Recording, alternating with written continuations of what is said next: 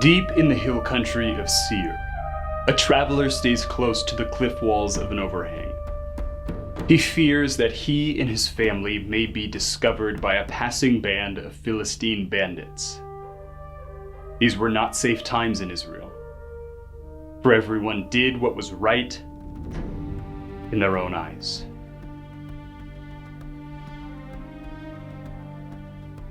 But there came to Israel one day a hero. He was not born of the people of God. He was not born an Israelite.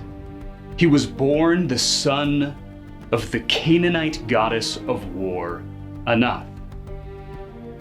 Yet the Lord would use him to free a people trapped by their own sin and oppressed by the coastal nations.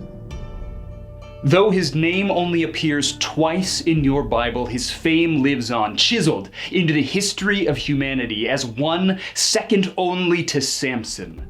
His entire story takes up one verse and one verse only. You see, his name was Shamgar, the son of Anath, and he killed 600 Philistines with an ox goad and saved Israel. Let's explore.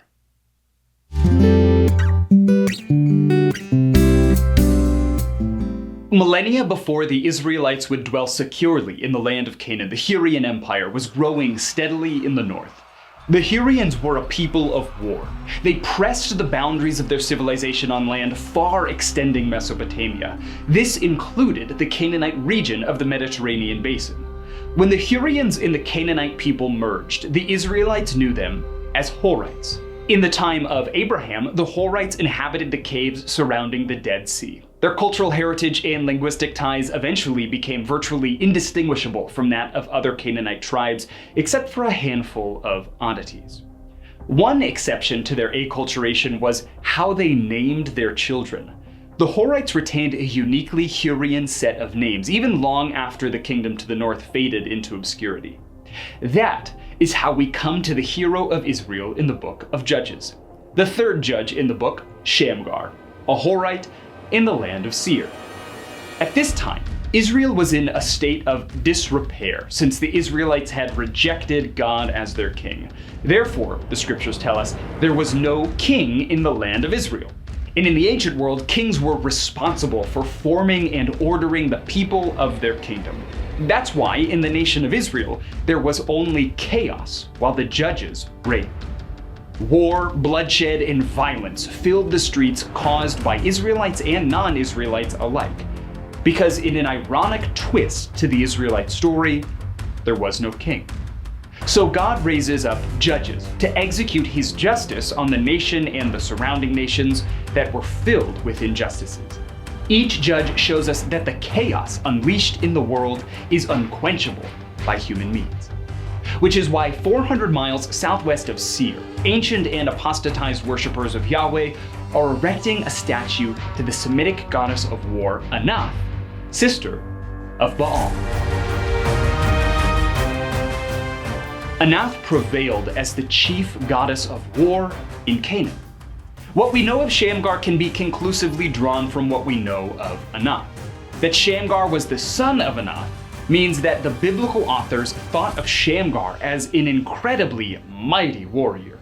While it's doubtful, though some scholars have posed, that the Israelites took the position that this man was an actual demigod, it is likely that they saw the correlation between the goddess of war and Shamgar himself. After all, the man killed 600 Philistines with an ox goad and saved Israel, which by all accounts is nothing short of a miracle. You see, years after Shamgar, the Philistines will enact a political policy set to oppress the Israelite people. This policy prevented the Israelites from forging weapons on their own. The Israelites were subject to crafting their own weapons when justice called for it. It's likely that the Philistine nation started carrying out this policy during the time of the judges, and so all Shamgar had was the ox goad. The ox goad was used to prod oxen along in their plows. It had a relatively dull metal point at one end and often a blade at the other for trimming grasses.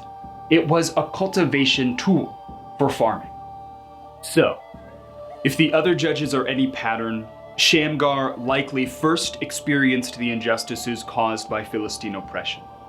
Then he would have been compelled by God's Spirit, despite his Gentile birth, to go from his homeland south of the Dead Sea to the coast, where, armed with nothing but determination and a primitive bow staff, destroyed a large Philistine battalion single-handedly.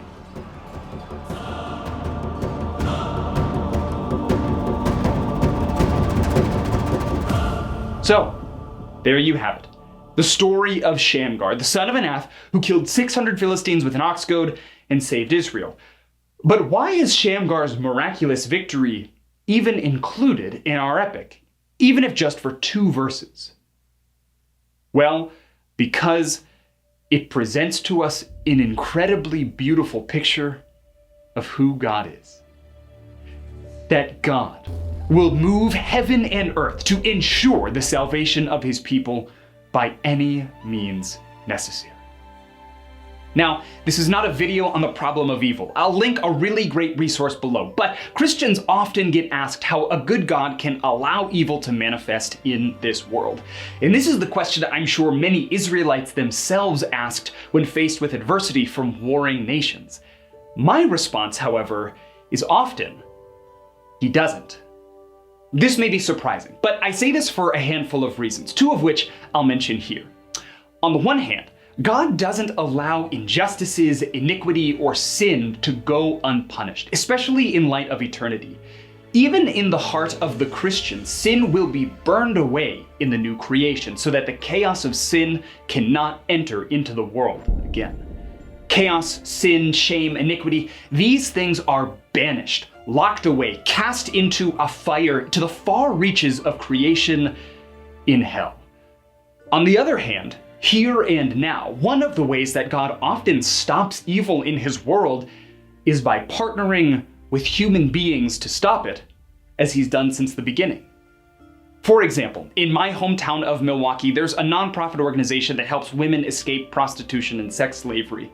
God is using this as a means to snuff out the evil in creation, and I'm sure there's a similar organization in your area as well.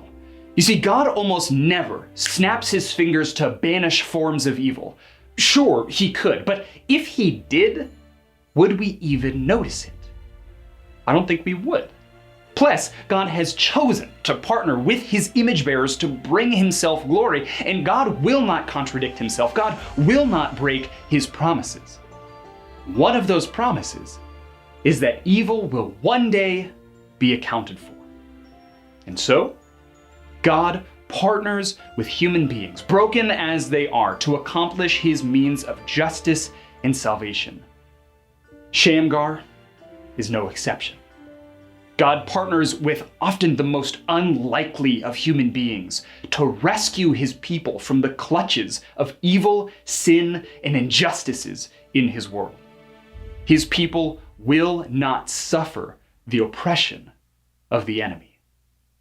God will move heaven and earth, moon and stars, sea and land to bring salvation to humanity. God will go to extreme and oftentimes unexpected lengths to do this, even if it means that he stand trial by the people he partners with, a trial that will execute him for crimes he didn't commit. The God of creation would even humble himself to the point of death, even death on a cross, to bring this salvation to his people.